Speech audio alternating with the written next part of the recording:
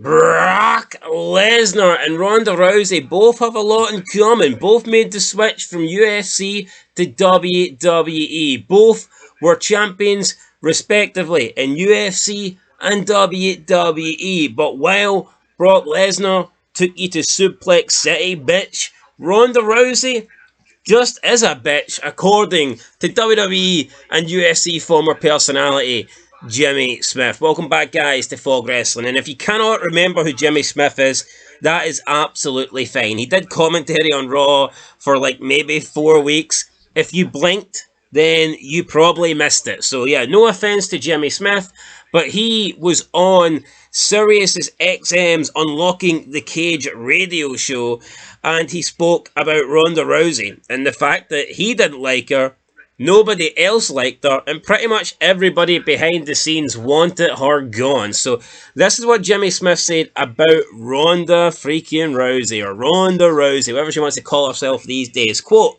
"I've never been a religious person, right? One of the things I've always said about God, he gets all the credit, none of the blame. That's what Ronda Rousey wants. All the credit, none of the blame.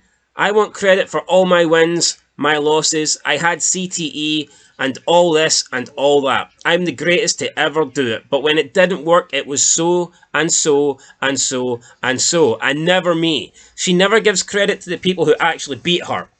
The idea that I left MMA and went to the WWE because I had a concussion problems makes no sense. If you haven't noticed, I don't talk about things out of school. I don't talk about things out of school, do I? Behind the scenes in WWE, behind the scenes in UFC, I don't do that, right?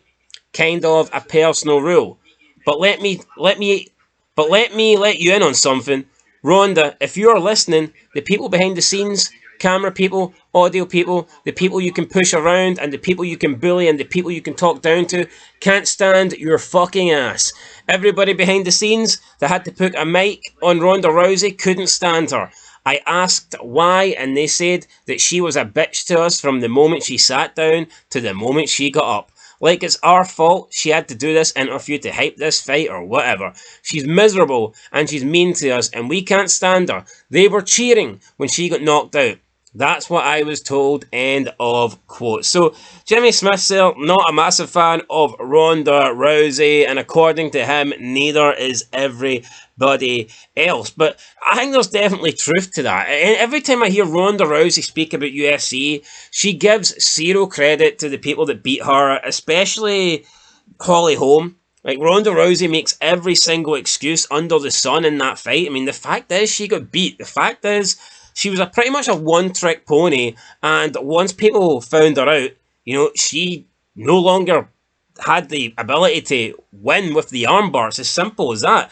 And I think she left because I think she knew if she stayed in MMA, then she wouldn't have been champion. I just think MMA outdrew Ronda Rousey, and I'm not talking about in numbers or value, because you can't take that away from Ronda Rousey, but by outdrew, I mean, I just think the level of performers got better than Ronda Rousey. Yes, for a period of time she was dominant, she was on a winning streak, but it just passed her by. By the time she'd lost her 2 fights, there was quite a lot of women that were considered better and more talented and had more in their arsenal than Ronda Rousey did. So she can blame it on concussions or blame it on not being fully prepared for fights and whatnot. For me, it's cheap.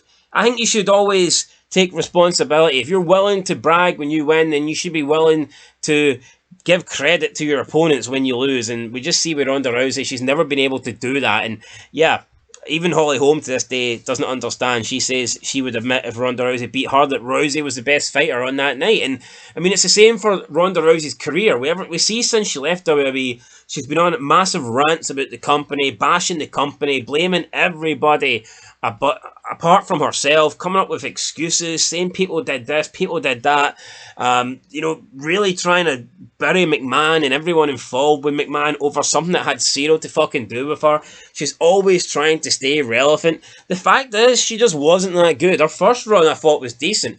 I remember the match with Kurt Angle and Stephanie and Triple H. That match was good.